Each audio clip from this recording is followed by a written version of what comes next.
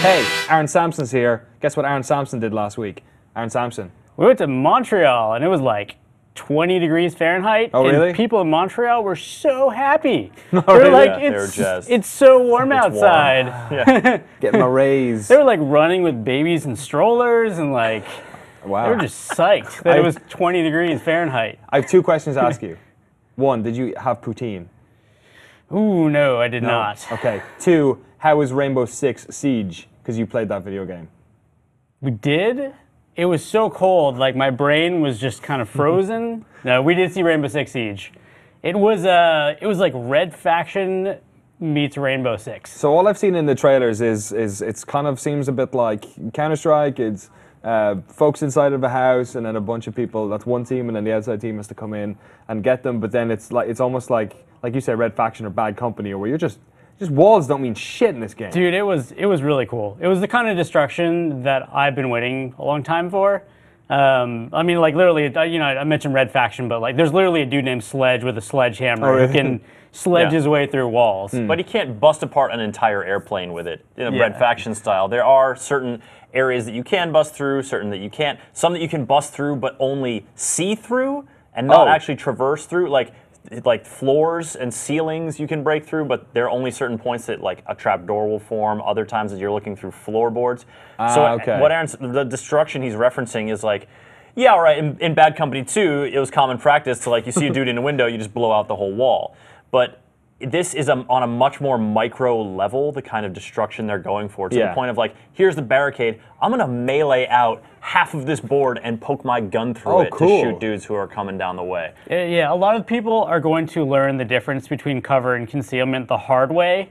So most of the stuff in this game is concealment, meaning people can shoot through it. Yes. It's not cover, like you're vulnerable anywhere in the house practically. Right. Like one of the gadgets on the defensive side, a dude named Pulse, has a heart rate monitor. He can look up and see you a floor above him and then just unload on the ceiling, and you'll be walking around and suddenly like rounds will start coming through the floor. Wow. And your team will be freaking out. You don't know where it's coming from. Everybody will kind of like back off. He doesn't really kill anybody, but he messes up your game, like kind of breaks your confidence a little bit, and then your team has to re-strategize, maybe figure out how you're gonna get down to the hostage area. And even if it's not him, you can shoot through the floor, and the team above like thinks that maybe they're spotted, but it's maybe just someone running around downstairs being like, I'm just messing with you guys. Like the mental game and sort of these feints and psych outs can be as powerful as actually the intel, like you know that they're there.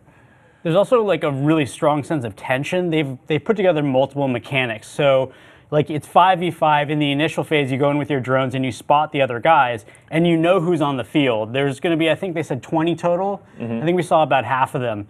But depending on who you spot, like if it's smoke, then you got to watch out for like gas traps, and if it's Pulse, you got to watch out for getting spotted. So how many different so you're picking specific characters for each team then who have how many? So it's 20 you said? Yeah. So there's going to be 10, and they're specific to their role. So 10 attackers and 10 defenders. You're not going to have the heart rate monitor on offense, right? Just like you're not going to have the sledgehammer on defense. So you can't just be playing the same character like on both sides, because the game alternates. Every match is a round of attacking, a round of defending, a round of attacking, a round of defending. Right. First to 4 wins. Oh, so it's instant death, Counter-Strike style, and then you're no back and respawns. forth. Yep, you just start the match all over. That's incredible that it's back and forth instead of being like we'll do 2 and 2 and then maybe swap it around for the 5th if there ends up being one. And it's good because we were watching the Ubisoft stream yesterday, and the defenders were winning the majority of the time. Okay. Like their defense was strong. The attackers really, I feel like the attackers rely a lot more on specifically coordinated plans as opposed to sort of reactive defending, or maybe one person holding a checkpoint or what have you. But because you're playing attack, you're playing defend, you're playing attack, you're playing defend, the game was actually, they were very, very close in wins. Right. Yeah, so it's sort of interesting to see how it's going to play out, because we asked them when we were there, how many times does this hostage actually get rescued? Yeah. What are the numbers like? Usually you just end up killing everyone on the other team, right? In the entire day that we were there, I think we saw the hostage get rescued about 3 times. Okay. Was it always a lady? No, it was a guy, I think, most of the time. Okay. The hostage is... Actually, I think it was only a guy. Yeah. Oh, really? Yeah. They nipped that one in the bud. is just a MacGuffin, though. They should do Spelunky style, where it's sometimes a girl, sometimes a guy, and sometimes a cute dog. Yeah. You can pick the hostage up and throw them, so that's kind of Spelunky. I'm not sure that is actually true. If that was just like some weird, because we played the closed alpha version of it, and so it's not a complete. I don't know. There was a flying hostage at one point. Keep it in, Ubisoft. How long are the rounds then? Like a couple of minutes? I think it was like 3 minutes total. In the build, you had 45 seconds to choose your character and choose your spawn point as a team. Then you have 30 seconds to, as the attackers, roll your little drones around and see everything, and as the defenders, board things up. And then the attackers spawn, and it's 3 minutes. Okay, but the drone, 3 minutes. Yeah. The attackers do. So if the defenders survive, they win. Okay. If the defenders survive and the hostage is not taken, then the attacker. And you'll see a lot of times as time is ticking down, like 3 minutes doesn't sound all that short, I guess, in terms of a round of a shooter where like a few bullets is going to kill you. But it's like if you're in a boxing fight, it like just goes like that. But also, you're trying to move cautiously and go like lean around your corners. You can burn time so easily. Or they'll like, all right, who's gonna go at the front? Should we send some people around the back? Like if you don't have your on point, you can easily get down to the wire. It's kind of like what they're trying to do is make it like a real siege, where like if you're gonna go in and get the guys, like unlike CS where you end up having like one on each team just running around the map looking for each other on Italy. Like in this, it's like you need to go in and like get them all real quick. This is also where the operator system comes into place. So like for what Chris and I walked up to the door in the airplane and like put a breaching charge down. Chris put another breaching charge down. We're like, all right, double breach, go.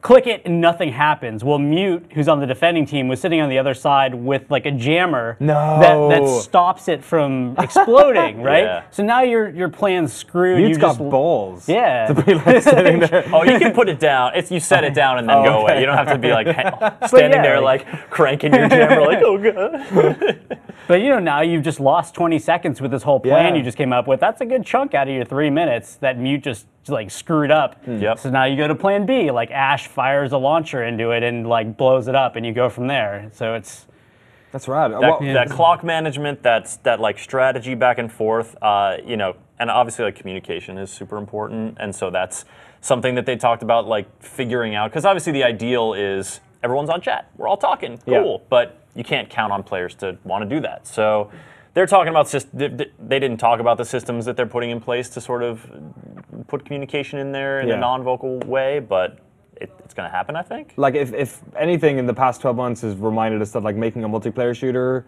like trying to get people to like pony up and spend like $50, $60 on a game, like with Titanfall and most recently with Evolve, it can be difficult. And what people tend to criticize is like content a lot, like what are the things I can do. So like apart from this core game mode, have they alluded to like any other stuff that's going to be going on in this? Yeah, so at E3 last year, they said that there was going to be a single player campaign or mode. It was unclear if it was going to be like more cinematic or how they were going to structure it. Yeah, because it could be more like old Rainbow Six, or like even towards Vegas maybe. Yeah. Or it could be just. So they said they were going to supposedly pull Terrorist Hunt from Vegas, which is very requested. It's like a co-op map playthrough. Yeah, I think they have they confirmed single player and co-op, but not specifically what those will be or what form they'll be. But that's actually something that a lot of people were asking about in the comments on our stuff. Is like, is this multiplayer only? Yeah, because it is tough, for a lot of people. And how did it feel? Because this is it's been a while since Ubisoft have dipped back into Rainbow Six. Like Vegas 2 was that 2009 or 8 or something? So does it feel good? Like, because I imagine this is the first time a bunch of these Ubisoft folk have like gone back into the first-person shooter world. Obviously, it's an alpha, so it's pretty early. But like, how did it feel to you guys?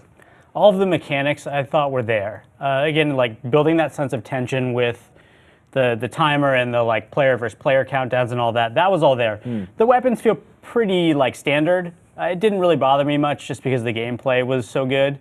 But yeah, I mean, like it's pretty standard Ubisoft shooting, I'd say. Yeah, you wouldn't go in there and be like, man, this FAMAS feels great. Yeah. Like you can get a feel for what kind of gun it is and what kind of like caliber power it has, but I wouldn't say any of them were like fun to shoot, but Right. then again, it is the alpha, so. That being said, the explosions were pretty crazy because Yeah. when on the defending team, the outside of wherever you were would be breached, and then you would hear these rolling series of explosions getting closer and closer and closer to your room. Oh my god. And then, and then all of a sudden a wall blows out, and that sense of like just That's dope. Or a ceiling, or Yeah. all of a sudden there's bullets coming through a wall, and the explosion isn't just like, boom, there's a hole. It's like, boom, there's debris, it's scattered around the room, there's smoke in the air, like, it kind of hangs there, there's like stuff fluttering around, like, it can be the visual aspect, this audio aspect of this sort of mental game is really cool. That's excellent. And then presumably just a bunch of people firing into the dust. Yeah.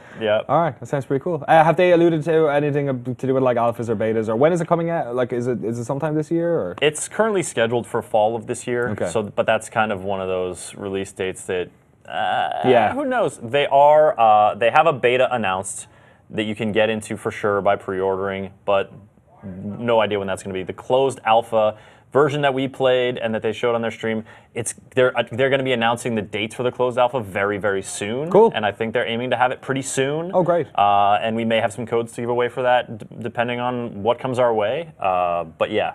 Excellent. Soon. Yeah, that'd be cool if we could get to play that before E3. That'd be super brilliant. Thank you very much.